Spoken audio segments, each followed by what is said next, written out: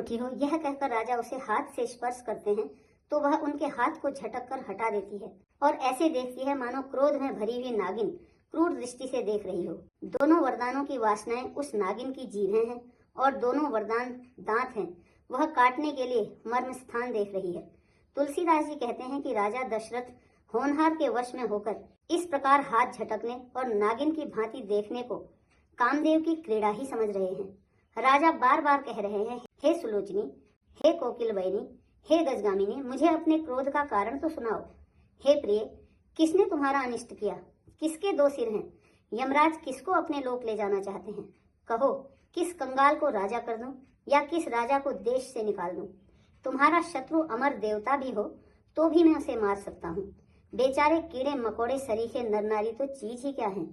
हे सुंदरी, तुम मेरा स्वभाव जानती हो कि मेरा मन सदा तुम्हारे मुख रूपी चंद्रमा का चकोर है। हे प्रिय, मेरी प्रजा, कुटुंबी, सर्वस्व, पुत्र, यहाँ तक कि मेरे प्राण भी, ये सब तुम्हारे अधीन हैं। यदि मैं तुमसे कुछ कपट करके कहता हूँ तो हे भामिनी, मुझे 100 बार राम की सौगंध है। तुम हंसकर प्रसन्नता पूर्वक अपनी मनचाही बात कहो और अपने मनोहर अंगों को आभूषणों से सजाओ। मौका बेमौका तो मन में विचार कर देखो। हे प्रिय, जल्दी इस बुरे वेश को त्याग दो। हे प्रिय, जल्दी इस बुरे वेश को त्याग दो। यह सुनकर और मन में राम जी की बड़ी सौगंध को विचार कर मंद बुद्धि कैकेयी हंसती हुई उठी और गहने पहनने लगी, मानो कोई भीलनी मृग को देखकर फंदा तैयार कर रही।